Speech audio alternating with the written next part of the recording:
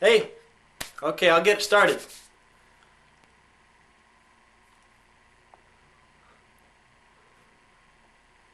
Hey, it's three guys picking, right?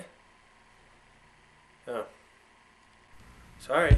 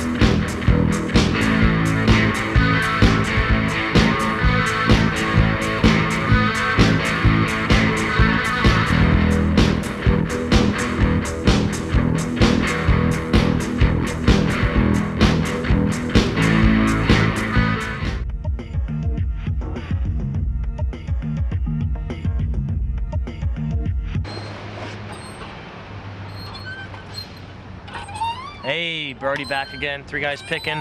What's going on? Hey, special guest for you guys here today on 3GP. Rachel Bolan. That's right. The bassist of the hard rock band, one of the most influential bands of the early 90s, Skid Row. And I know what you're thinking.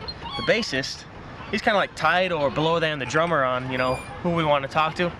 Not in this case. Rachel Bolan writes the songs with Dave the Snake, and he's also one of the founding members of this band. So it's pretty cool for us to get the chance to talk to him. We totally enjoyed it. Fairly sure that he did.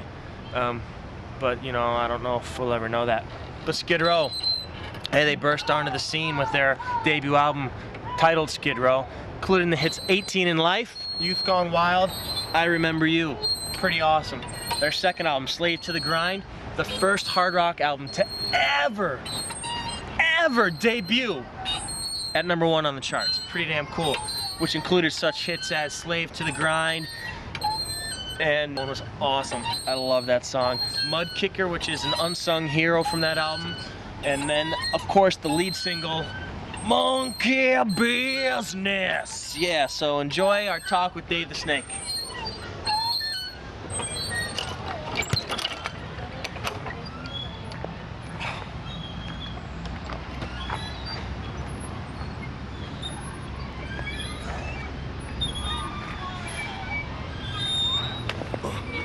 Ow!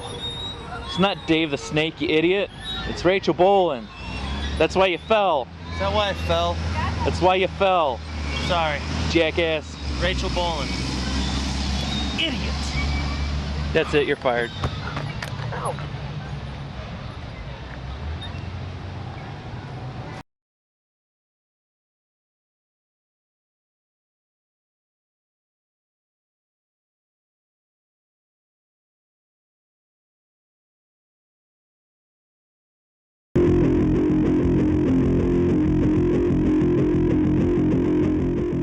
Hey, what's up? Tyler here, and we have a very special guest in the studio here today. We have the bassist for Skid Row, Mr. Rachel Bolan. How you doing? What's up, man? Good to have you. Thank you very much. You guys are you're on tour right now with Poison. It just started a couple days ago. Yep. How's it going? Real good. This is the second show. We played Mankato, Minnesota, 2 days ago, and you know, we had a show on our own that was like down near Arkansas somewhere, and it got rained out because it was an outdoor show, so we drove about 12 hours there to be told show's canceled to drive 12 hours up to here. So we put a lot of bus miles on so far, but as far as this tour, it's going pretty cool. Good. You have a new album coming out. When is that coming out, and what else can you tell us about it? July 22nd. The album's called Thick Skin, and it's finally coming out. We recorded it twice, pretty much. you know, while we were on the road with Kiss, and we started writing for it. And, you know, it's just been 2 or 3 years in the making at this point, and like I said, we recorded it once, really weren't happy with the results, so we re-recorded it when we had more time, and now it's finally done. And we're releasing it on our own label, Skid Row Records, and in the States and Canada, and then it looks like SPV over in Europe, and we're still securing a deal in Japan and, you know, Korea and stuff like that. But it will all be out like around the same time. What song should we look for? What's your favorite? New Generation, that's going to be the first official single. That's probably my favorite song on the record, but I love them all for different reasons. It's hard not to, you know, it's like if they're like your kids or something, you know. Cool. And I guess you guys have a DVD coming out to follow with it? Yeah, actually, I think that may come out right before in June, towards the end of June. And it's pretty much the making of the record and the rebuilding of the band, since we got Johnny, our new singer, and our new drummer, Phil. And, you know, there's rehearsals on there, you have us writing songs on there, and then all the goofy crap that we do when, you know, we run out of ideas. Kind of like Oh Say Can You Scream, Part 3? Sort of, but it's not a lot of handheld stuff, you know. It handheld, but it's not a lot of just like real bad quality video. You know, this guy followed us around for almost 2 years and filmed us, and it's really cool. And, you know, it features a lot of the new stuff on there, almost full-length versions of them, and you know, has a little bit of live stuff, and it has some cool bonus material. It's pretty entertaining, I gotta say. I watched it, and I thought it was pretty cool. And I'm my own worst critic. I was pretty happy with it. But. Well, good. We can't wait to see it.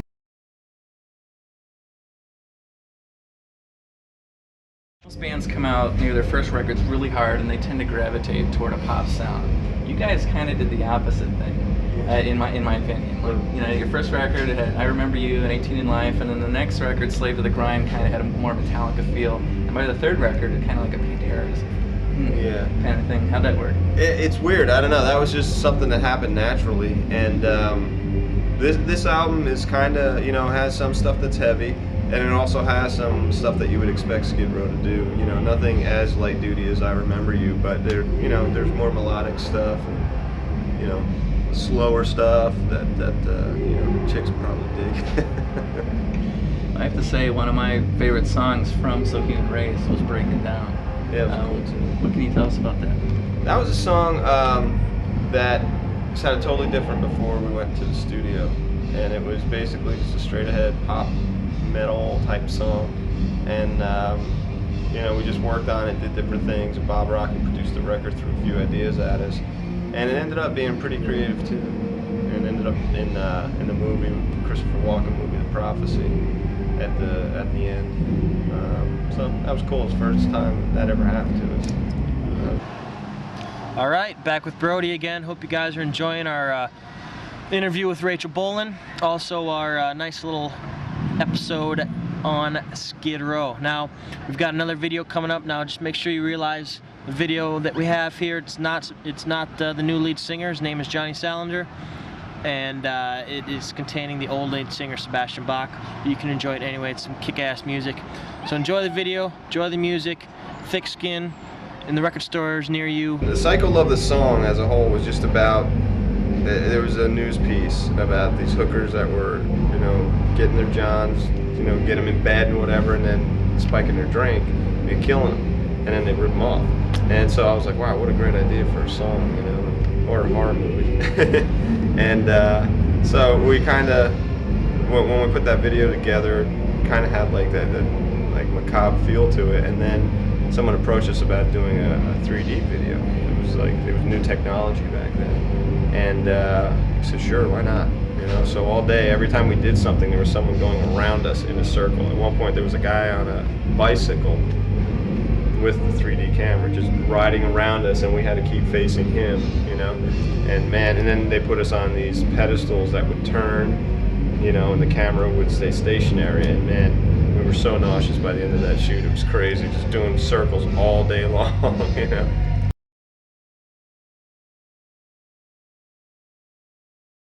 You sing lead on the new album at all? No, I don't. I didn't do anything. Did a lot of backup, but no lead on this record. I liked the Ramones song that you did for Beside Ourselves. Thanks. That was That's pretty always sweet. fun to do. And then plus you did a different one too when you guys were on tour. You did Hey Ho, Let's Go. Oh yeah, And Blitzkrieg Bob we used to do Blitzkrieg a Bob. while ago. Yeah, as you can tell, big Ramones fan. One of my favorite shows I think I've ever seen in general was you guys playing at Alpine Valley for the World Series of Rock. With Whitesnake. Yeah, with Whitesnake was the headliner. You guys just came out and you showed a portion of that on your on Say Can You Scream. And one of my favorite shirts, I got it says Skid Row came to Alpine Valley, and your name was in the American flag colors. And Right. the back said Kicked Ass and Split. Yeah. That'd be one of the coolest shirts I think Cool. I've seen.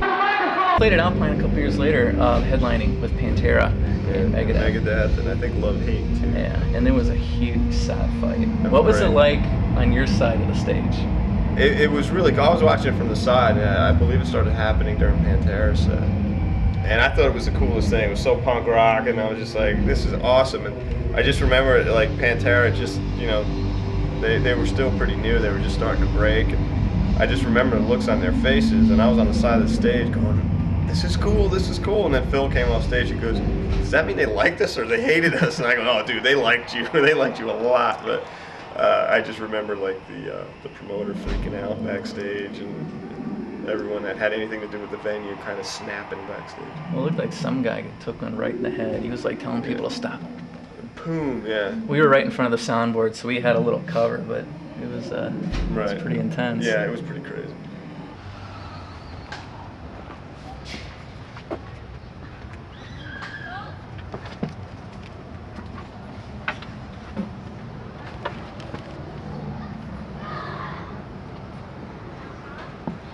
Hey, all right, you found me.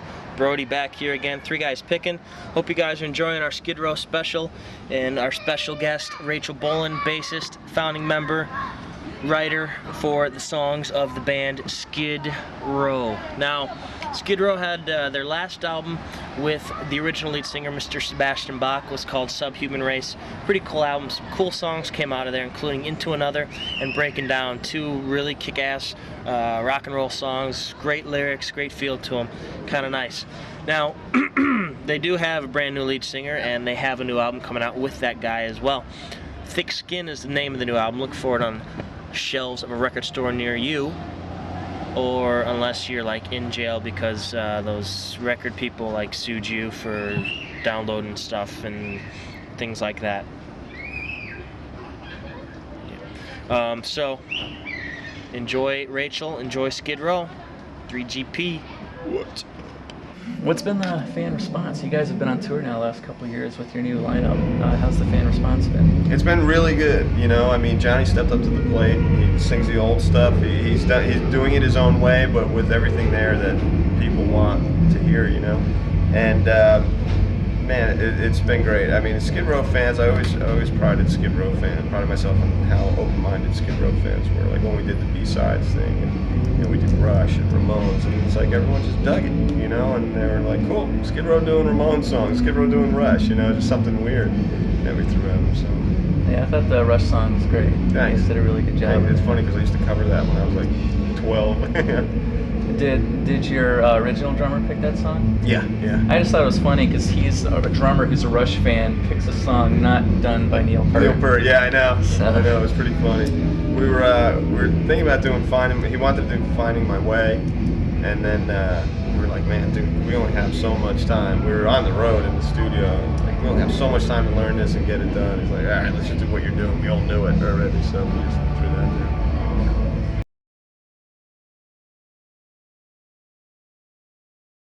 How did you meet your new singer? How did you guys get together? We were auditioning a couple people, and I had a friend in Boston. I emailed her and said, are there any singers up in Boston that might be worth auditioning? She goes, not right for you guys, but I did hear of this guy down in Texas. Here's his website address. So I checked it out, I went to his website, and he had streaming video, streaming audio, the whole thing. And on the first listen, I'm watching on my computer screen and going for the phone. I'm dialing Snake's number. I'm like, dude, dial this web address right now, because I think I just found us a singer. And he came down a few weeks, almost a month later, and we had auditioned, I think about 4 guys at this point, and had about 3 more to go after Johnny. And he came down and just smoked all the songs, and we canceled all the other auditions. So we're like, we found it no sense wasting anybody's time flying them up to New Jersey or into New Jersey. This is the dude. So it was a pretty crazy way. I usually hate the internet, but thank God for the internet, or we would have never found Johnny.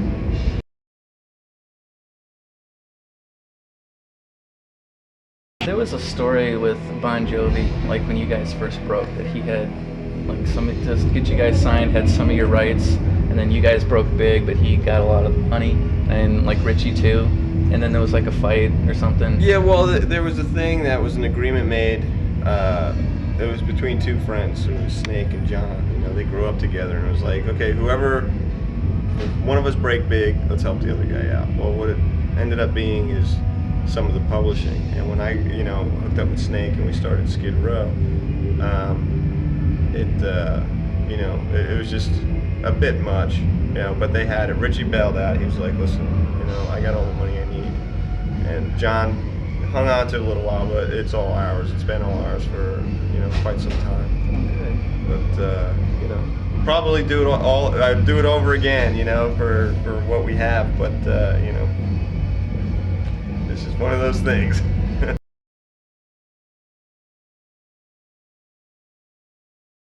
Well, a lot of us, like myself, who may not have seen you since Subhuman Race, you're sporting quite a different look. Lost about 2 pounds of hair, and of course the famous nose ring. Yeah, I cut my hair in late or mid '95. We were over in Japan, and it was brutally hot, and I was just sick of the hair. And my tech at the time, a guy Elwood, who plays in my side project, Cornelis Scales, I was like, he had his hair all chopped out. I was like, who does your hair? He goes, me. And I go, do mine. Just cut it all off, man. So he had a pair of like safety scissors with the round tips, and he's hacking away at it. So I've kept it short ever since. Someday maybe I grow it back, but it takes too much energy at this point. You got to go through that awkward stage. Not that this isn't awkward enough.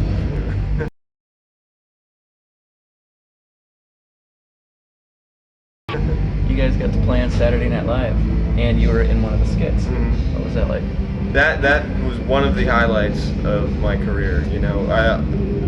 Since I was a kid, I was like, man, I would love, my dream is to play on Saturday Night Live and to be on the same stage that so many unbelievably great bands, the Stones, Blondie, everybody that stood on that stage, and to be up there, it was just like, it was electric, and it was so small too. Because on TV it looks huge, but it was just so small in there. But it was pretty cool, hanging out with Adam Sandler and Chris Farley and Dana Carvey and stuff. It was a cool experience, really, really cool.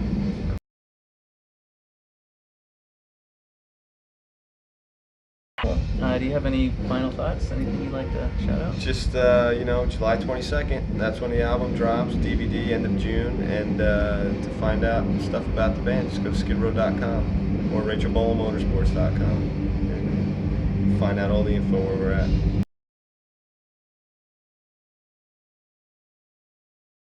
Isn't Three Guys Pickin' the greatest show ever? Three Guys Picking is the greatest show ever. Maybe we'll play on here someday.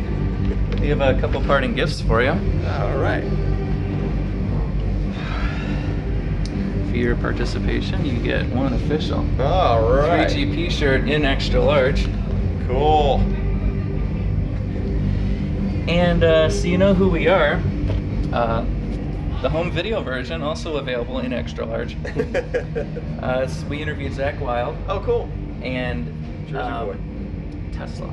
Good deal. Oh, that's so funny. And, all those guys. That's great. They, Awesome. they were all great guys. It was, nice, great experience for us. Very cool, man. Actually, on the inside is we have a little pamphlet kind of breaking down like the episode and stuff, Oh, okay, and like cool. our flyer. And the pamphlet actually says it doesn't list the Tesla show, but it's on there. Cool. So, all right, cool, man. Well, I appreciate it. Well, we appreciate you taking the No time. problem, man. Three Guys Pickin'.